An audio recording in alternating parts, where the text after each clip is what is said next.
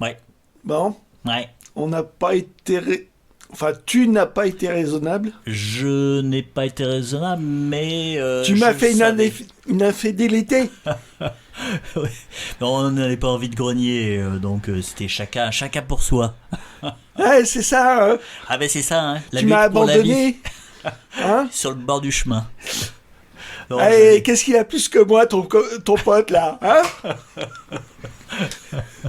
le bibliovore.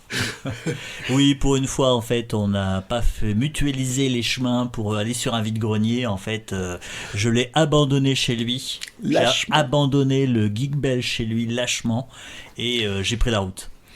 Alors j'avais un objectif, je m'étais fixé, tiens, je me dis bon, la route, bon, bah on prend l'autoroute, tranquille, on met la musique peinard, on met le régulateur. Ça avait pas beaucoup de saveur. Je me suis dit, bah, allez, je me la jouer On the Road Again, le voyageur, le gars qui... Cruising. Cruising. Et donc je m'étais dit, plutôt que de prendre l'autoroute, je me suis dit, tiens, je vais prendre les nationales. Je prends des renseignements auprès de Charlie Citroën qui a vécu au Mans et qui connaît un petit peu les dépôts-ventes et tout ça. Je me suis dit, bah, je me lâche jamais au Mans. Moi, je trace, je vois la rocade, je vois le McDo et puis hop là, j'oblique vers le sud pour aller à Blois.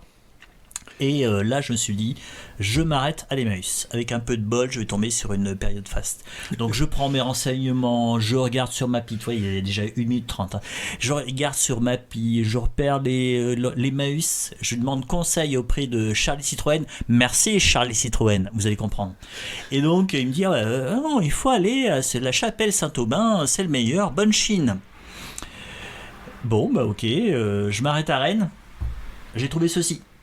Généralement je m'arrête toujours, il n'y avait pas grand chose là, ils avaient reçu un lot de bandes dessinées et donc là c'est l'édition originale de Bob Moran. Alors bon, c'est pas par super passion, mais en fait cette histoire là je l'avais lu dans Femme d'aujourd'hui, c'était ma mère qui était abonnée. Ah. Et ouais, on voit même le prix, j'ai pas encore vu l'étiquette là. Ouh, c'est le prix qu'ils t'ont vendu. Ouais, ça piquait un peu. Ah, ils l'ont pas offert. Ah, Hein. ils donnent pas. Oh la vache, c'est Emmaüs ça. Non, ça c'est toujours le dépôt-vente à Rennes. Ah non, c'est un dépôt-vente à Rennes. C'est un dépôt-vente à Rennes. Ah Rennes. bon, Non. d'accord. Ça j'ai pris, j'ai suivi le conseil du geek belge David Alors, B. On en trouve peu, faut les prendre. Je suis désolé de te dire, mais il y a eu C'est pas bon. que les 2 premiers tomes. Ah d'accord. Ça a pas marché. J'ai adoré, Ouais. moi perso, mais il y aura pas la suite. D'accord. Bon bah d'accord, ok, d'accord. Tout commence bien déjà. Moi, Ben voilà. Voilà. Donc les conseils des potes, merci. Merci. Donc j'ai trouvé ça à Rennes. Alors je dis bah ça commence bien. Oui, mais tu vois, t'es parti sans moi. Ouais voilà. Tu fais déjà des erreurs. Ouais en fait c'est déjà des erreurs. Petit scarabée. Ouais c'est ça. Donc faudra que j'essaye encore. Ouais. J'arrive au Mans. Et j'ai eu un tout petit peu de mal à trouver l'Emmaüs. Et surtout, c'est que j'avais oublié un détail. C'est un petit peu comme quand dans les films de gangsters, les mecs qui veulent cambrioler la banque, ils ont tous les détails, ils ont les horaires des gens, ils font chanter. Et ils Mais oublient le grain de sel. le grain de sel. Le grain de sable. Le grain de sable. Et quel était le grain de sable à ton avis? C'était fermé. Non, c'était ouvert. C'était vendredi. Ça te dit rien ça vendredi de la semaine dernière? Vendredi, c'est ravioli. C'était Black Friday. Ah, et alors? Putain d'embouteillage. Là, je dis des gros mots. Au début, je me suis pas méfié, j'ai pas compris. Je me suis dit, bien, au Mans, il était 15h et quelques, des voitures dans tous les sens, embouteillage. Généralement, moi, j'ai perdu l'habitude des embouteillages. Et je me suis dit, bon, j'ai perdu l'habitude des grandes villes. Parce que bon, avant j'y étais, mais maintenant, un embouteillage, chez moi, c'est quand il y a 3 voitures, hein, c'est tout. Et Tu serais pas un pecno, toi? ouais, c'est ça, je suis un gros pecno, je suis devenu un pecno en fait. Mais j'aime être un pecno. Et Pecno donc, forever. Pecno forever. Ah, je vais mettre ça à l'arrière de ma voiture. Ah non, c'est Sherkan ma voiture.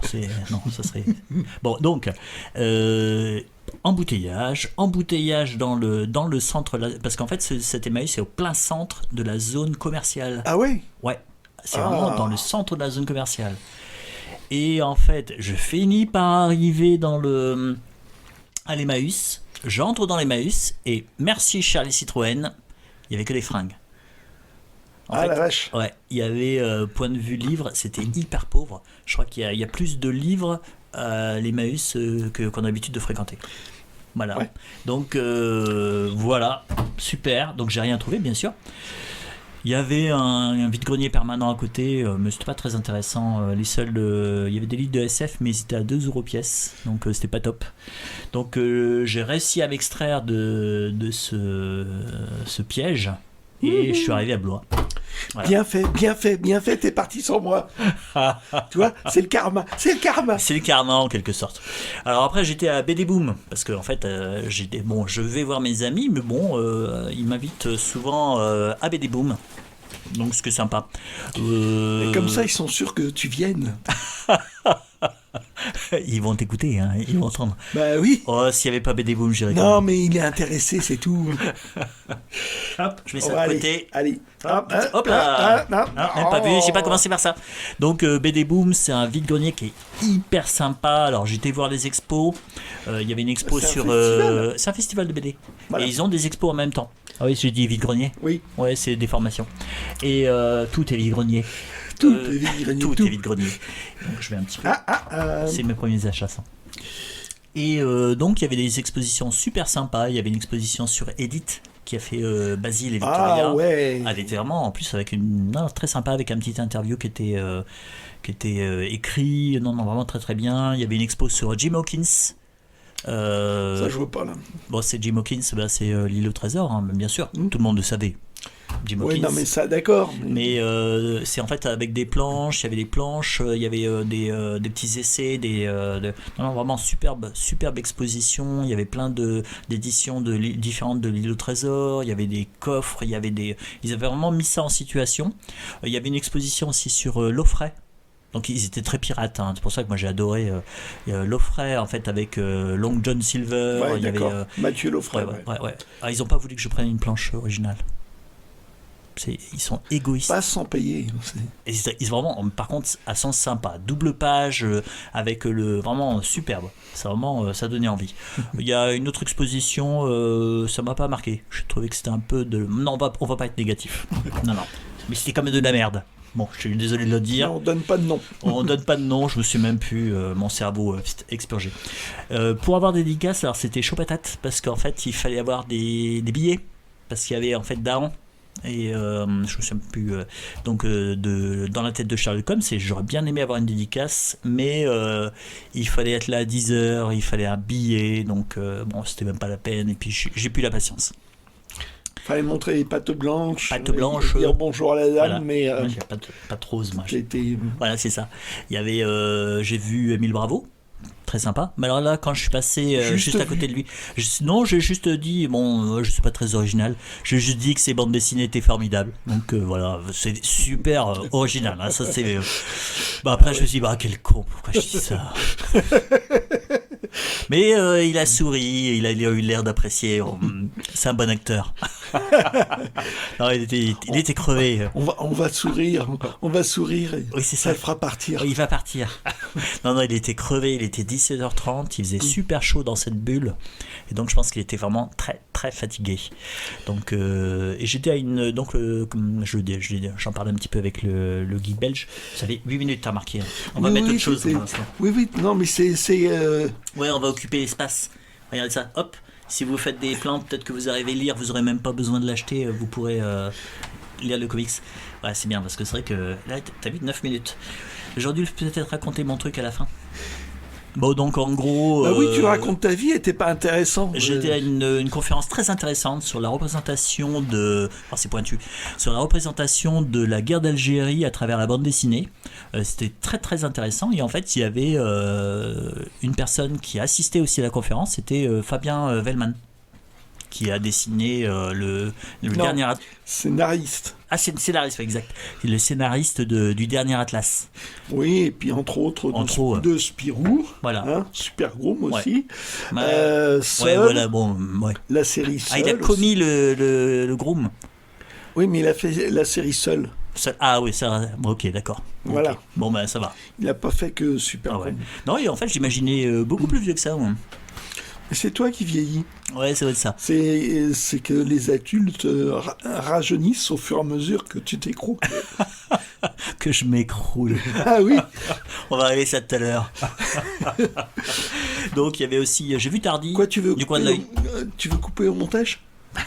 Non, ouais, c'est toi qui fais le montage. Donc premier achat, alors le plus difficile c'était, moi j'étais directement dans le coin des bouquinistes.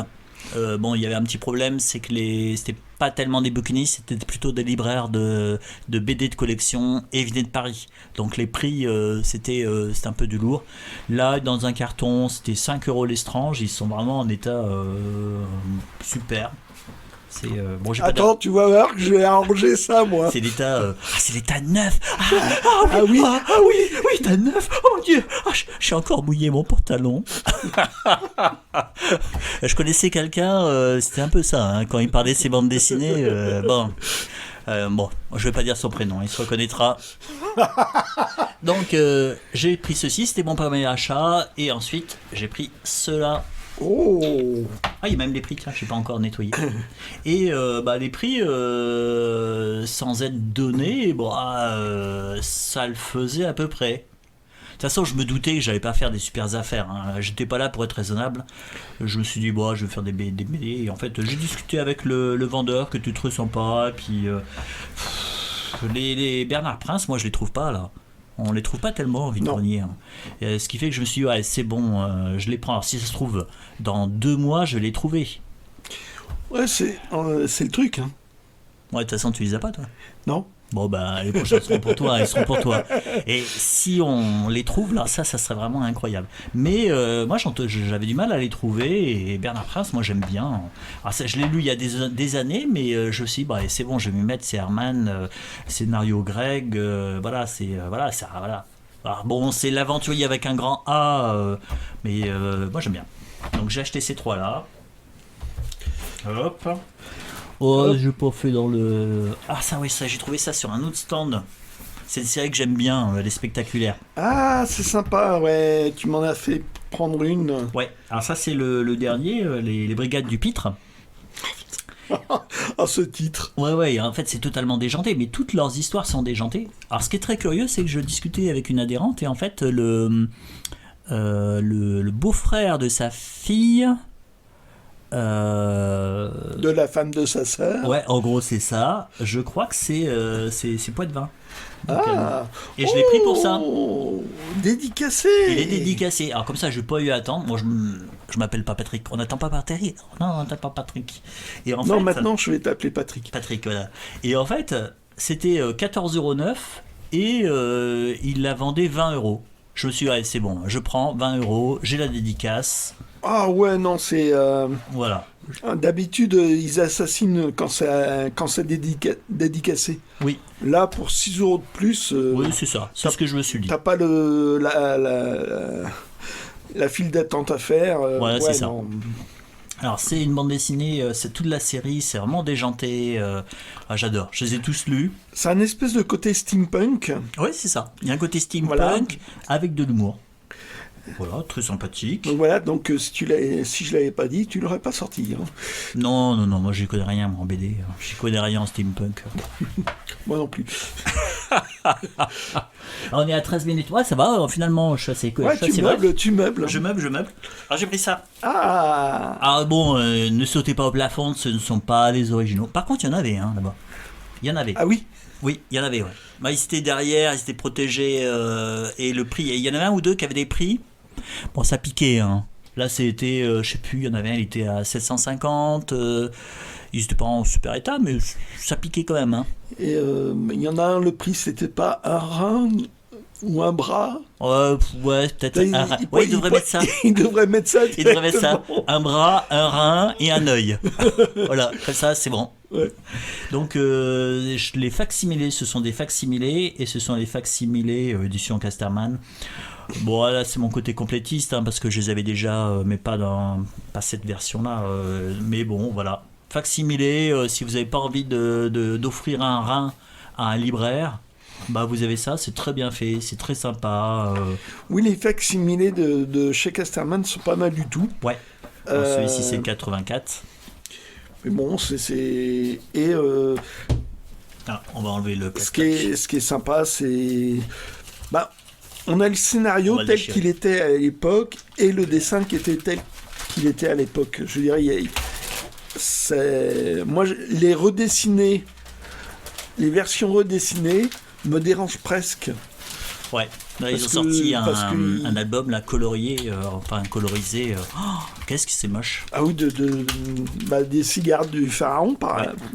Et ils l'ont sorti, ça me donne pas du tout envie. Non, ça donne pas envie d'acheter ça. Et en plus, vous avez pris pour celui-ci, là, je crois que c'est 25. Celui-ci, c'était 20. En gros, c'est le prix neuf. C'est le prix auquel vous l'achetez. Ouais. Donc, en fait, un facsimilé, normalement, c'est 20 €. Là, je me suis dit, ouais, c'est bon. Ça, c'est le petit 20e. Cela, ça fait un moment que c'est sorti. Et j'ai vu ça. Et en fait, Jean Storch. Alors, j'ai pas vérifié pour savoir si cette personne a été connue, mais voilà. Il y avait un ex-libris que je trouvais assez chouette. C'est rigolo, ouais. Par curiosité, je regarderai si la personne est connue, si on peut trouver une petite trace. Avant, j'ai dû déjà en parler. Avant, c'était des choses qui me dérangeaient quand il y avait des choses, des ex-libris, des petites traces. Mais finalement, c'est un petit peu de ta faute. Tu m'as convaincu que c'est l'histoire de la BD. Donc en fait, pas de l'exemplaire, quoi. C'est l'histoire de l'exemplaire. J'ai des exemplaires de Spirou qui sont en super état, mais en fait il y a un gamin qui a dessiné dans les pages de garde. Les pages de garde. Les pages blanches. Et au début j'ai effacé ça, et puis en fait maintenant, non, je les conserve parce que finalement déjà les dessins étaient très rigolos et en fait ça fait partie de l'histoire de la BD, quoi. C'est voilà. Bon, je vais pas dessiner à côté pour rajouter ma patte. Bon. Ah bon ? Non. T'as passé l'âge ? Ouais, puis je dessine pas super bien, tu dessines mieux que moi.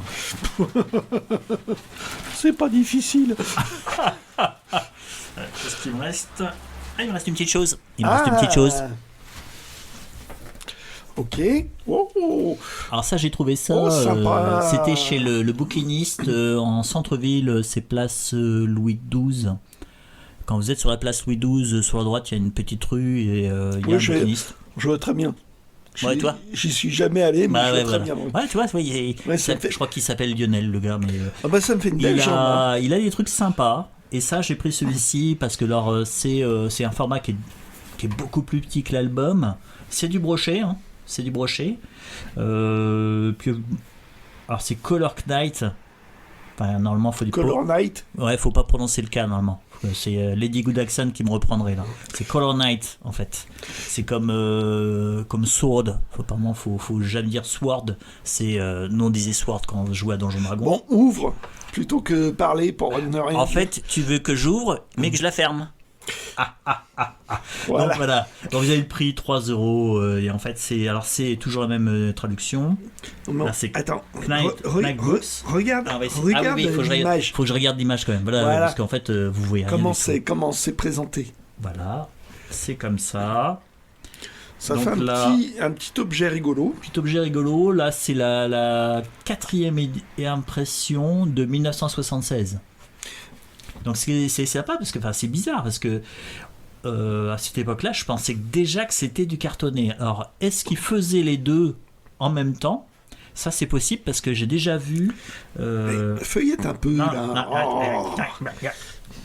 moi. J'ai écouté beaucoup les musiques de Star Wars ces derniers temps. Donc voilà, on voit. Des fois, il le marque. Voilà, il ne voit pas. Bon, on va continuer comme ça. Tu as bien raison. Hop. J'ai toujours raison, mais je suis modeste. Donc vous voyez, c'est tout petit. C'est vraiment réduit. Le papier est un petit peu brillant, mais les couleurs sont sympas. Ça fait un joli petit objet. Ouais, c'est assez rigolo. Et voilà, il n'y a pas beaucoup de titres. Hein. Coming soon, donc ils ont édité 3 titres. Donc le Roman Legend, c'est la Zizanie, je crois. La Zizanie, les Jeux Olympiques, le combat des chefs. Et ils n'ont même pas édité en premier Astérix en Bretagne. Chez les Bretons. Et là, il n'y a toujours pas le Astérix et les Helvètes. Ah. Ouais. Donc voilà. Alors c'est en fait la présentation d'ailleurs, t'as vu, j'ai vu ça un petit peu sur. Vous arrivez à le lire. Voilà. La Gaule est divisée en 3 parties, non 4 parties. Pour un petit village de Gaulois irréductibles, s'ils held out against, qui se battent toujours contre les envahisseurs romains. Astérix et Obélix deviennent gladiateurs dans la Rome antique et inventent a few new rules, quelques petites règles, de nouvelles règles pour le grand cirque, les jeux du grand cirque. Ok. Ah, t'as vu hein? Bon, on s'en fout. Voilà, donc en fait, c'est un petit objet sympa. Ouais. Et c'est vrai que j'avais pensé un petit peu à refaire des recherches pour essayer de trouver l'histoire de toutes les traductions. Faudrait que tu nous fasses une petite vidéo sur tes exemplaires. Sur mes exemplaires, ouais. Alors ils avaient Astérix Amgan Penou. Hein? Amgan Penou. Mais je l'avais déjà heureusement. C'est le combat des chefs en breton. Ah. Ouais, c'est l'autre qui me manque. Mais par contre, leur Amgan Penou, putain, c'était lutin. C'était 50 €. En Bretagne, on arrive à le trouver un peu moins cher. Moi, j'ai dû l'acheter 10 €, je crois. Mais, ouais, quand même. Ouais. Mais c'est pas si facile que ça à trouver. Moi, il me reste l'autre. C'est Astérix le Gaulois qui me reste. Il y en a eu 2 qui sont sortis dans les années 70 en breton. Et ils en ont sorti là. Ils en ont sorti. Un supplémentaire. C'était. Tu sais, quand ils ont repris les différentes nouvelles. La rentrée gauloise. Oui, c'est ça. Ouais. Ils l'ont sorti en breton, ils l'ont sorti en gallo, en picard, en alsacien. J'avais rencontré la personne qui l'avait traduit du gallo. D'accord. Et il m'a fait une petite dédicace. Mais en fait, il me racontait que tous les traducteurs avaient été invités à Paris, et donc ils avaient pu rencontrer Uderzo. Ah, sympa. Ouais, super sympa. Voilà, c'était toutes mes trouvailles. Oui, terminé. Et par contre, super week-end. Merci encore au Bibliovore, à sa famille, et puis à tous ceux qui ont fait le festival de BD. Il est super sympa. Je te laisse la place. Non, tu vas rester là. Tu vas sentir ta douleur. Ah. Je vais me venger. Je me suis vengé sur Internet. Je vais t'offrir un jus de fruits qui aura un goût d'amande amère. Voilà, donc j'ai fait... Petite anecdote, je précise, c'est l'amande amère sur une sorte de private joke avec le geek belge, parce qu'en fait dans tous les romans d'Agatha Christie, il y avait toujours une odeur d'amande amère, et c'était le cyanure en fait, c'est pour ça. Ouais. Ah, vas-y. Hop. Il me semblait bien que j'avais vu le dos. Je me suis dit, c'est quoi ce truc-là? Les moines rouges. Un gag de poche, donc un Gilles Jourdan version livre de poche sorti dans les années 60. Superbe. Avec du très mauvais papier à l'intérieur. L'avantage, c'est qu'on peut avoir les dessins. Là, ça va le papier. Non, il est chouette, au début, le papier était pire dans les premiers. Ah ouais. Et là, ça va. Donc, on peut avoir du Gilles Jourdan en noir et blanc pour pas cher. Ça, c'est pas mal. Hein, t'achètes un tirage de tête, tu te compareras. Ouais, les Golden. Là, on peut voir. Bon, c'est du remanié. Hein. Il n'y a pas de... Dans celui-là, tu n'as pas de petits suppléments.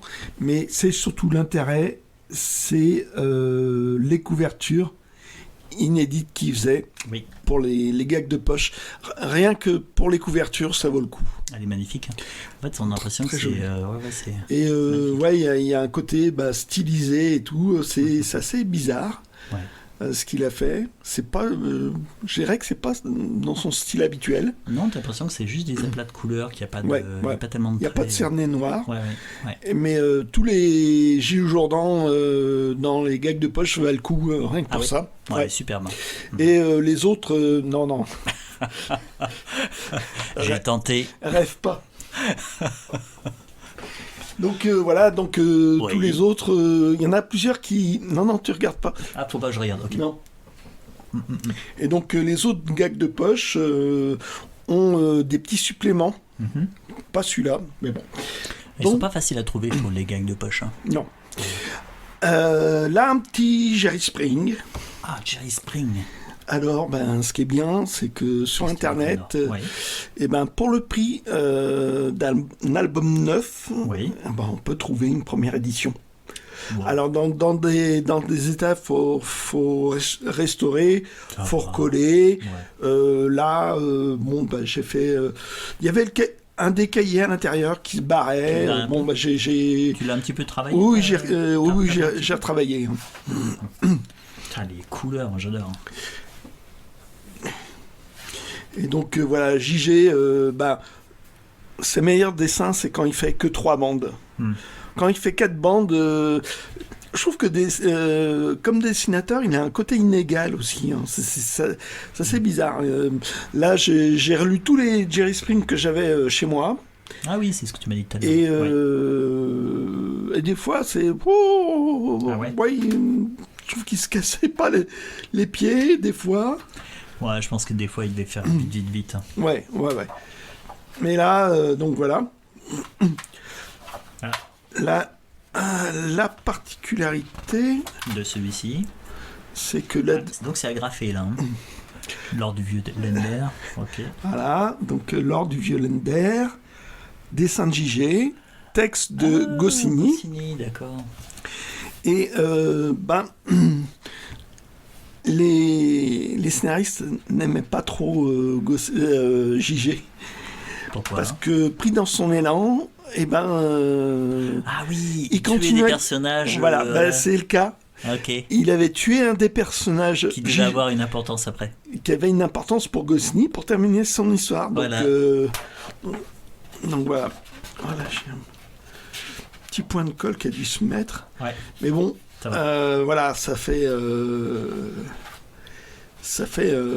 chouette dessin, une chouette histoire. Enfin, Non, ça, c'est chouette. c'est 2 histoires. Voilà. Bon, bah ça va, nickel. Il Ouais. n'est pas griffonné, ça va bien. Ah, vas-y, allez. Hop, Fais-moi pleurer. Donc, un autre un Jerry deuxième Jerry Spring, Ouais. toujours chez le même vendeur. Spring. Mhm. Alors là, Ah, ça, c'est la couverture avait été C'est les brochets. pliée en deux, Ouais. voire même quasiment découpée. Il y avait des Là, gamins, des des fois, qui prennent la BD comme Il ça. a qui fallu la tordent. que je renforce. Ah, ok, t'as renforcé, ok. Ah ouais. Ouais, ouais. Mais j'ai... Bon. Et sur la couve, en fait, tu vas rajouter un petit peu de couleur pour. Alors ça, j'ai jamais fait. T'as jamais fait? En fait, comme c'est un petit peu pelliculé, je suis sûr qu'avec de l'acrylique, ça rendrait le côté brillant, ça passerait. Ça, c'est un côté rajouter de la couleur, Ouais. du noir. Ok, bon ça. Bon, le noir, sans c'est problème, facile. c'est facile. souvent de l'encre de Chine. Mais les autres, j'ai du mal. Je l'ai fait sur un Tintin, moi. Mais Et comme donc, c'était un. Non, vas-y, excuse-moi, je bavarde. Je me tais, vas-y. Et donc ça, c'est donc 65. C'est là où il a arrêté une première fois Jerry Spring, qui reprendra que 9 ans après. Mhm. En même temps, il avait arrêté comment ça s'appelle, Jean Valerdi en 65, dernier album. Ouais. Et 3 ans après, il reprend Tanguy et la Verdure. Ah, ok. Et il reprendra Jerry Spring en début 70 ou un truc comme ça, non 73, Ouais. Je crois que les grands albums. ouais, il a repris Tanguy et les Verdures parce que je crois que Uderzo avait préféré se consacrer à Astérix qui était en train d'exploser. Et puis bon, c'était énorme. Enfin bon, Tanguy et la Verdure, ça marchait bien, parce que ça a été adapté en feuilleton. Oui, c'est vrai. Et donc voilà, là tu vois, c'est plus du 4 bandes. Ouais. Et les dessins, dans l'ensemble, je les trouve moins chouettes. Puis là, ils leur ont collé comme un espèce de petit neveu. Ah, super. C'est pas... Alors, c'est pas l'idée originale, on va dire. À Non, cette c'est pas le époque-là. mieux. Et donc, là, le dessin, je trouve nettement moins bien. Mhm. Mais bon, Sympa quand même. j'ai trouvé ça d'occasion. Ouais. Alors, Voilà. c'est quoi la suite? Et, Faut pas que je tourne la tête. Suite c'est et ça fin. Voilà. Ah, ça, tu m'en avais parlé avant que je parte. Voilà. Donc, c'est une réédition de, à ce qui paraît, 57. Oui. Bon, le truc rigolo, c'est que c'est un damier violet. Ah oui, tiens. Voilà. Et puis bon, bah c'est, je sais plus, c'est genre la 4e édition, mais de 1957, un truc comme ça, quoi. Ça, Ouais. c'est ça. Les Ça mythes de reste l'Atlantide. valable. Donc, Ok. bon, bah là, il y a, Le toilet qui est découpé. il y a du boulot à faire. Ouais. Et puis bon, bah là, il y a eu de l'humidité. Ah ouais. Voilà. Mais bon, ce qui est chouette, c'est que c'est l'ancienne couverture parce qu'il l'a redessiné par la suite. Ah oui. Voilà. Ah oui, d'accord. Donc il avait vraiment refait la couverture. Donc ça donne vraiment un attrait. À Les l'intérieur. gardes colorées, en fait. Ah bah oui. Ouais. Donc là, il y a une trace d'humidité. Mhm. Mais bon, ça me dérange pas trop. Ah, ça m'avait surpris qu'on avait vu, parce que les pages sont quand même assez, comment dire, elles sont moins épaisses que chez Casterman en fait. Je trouve que c'est pas la même couleur, ce qui fait que les couleurs ressortent différemment. Ça Ouais. m'avait surpris qu'on avait vu les espadons. Bon, petit truc dommage, c'est qu'il n'y a plus un rond. Avant, tu avais un petit rond dans les autres exemplaires. Ah oui, oui. Là, ils avaient arrêté à ce moment-là. C'est un petit peu dommage. Enfin, dommage. Ulrich.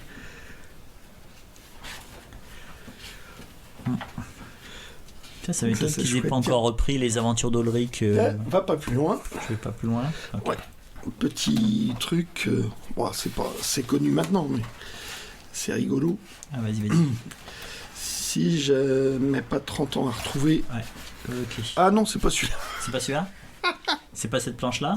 Non, c'est pas. Il aurait fallu que je trouve les rééditions récentes parce Ah, que ils ont changé les trucs? parce que c'était une case qui avait été censurée. Ah oui. Ah oui, je crois que j'ai vu ça sur... Bon, bah j'ai raté mon d'un effet. Effectivement, ça me dit quelque chose en fait, que ça avait été remonté, non?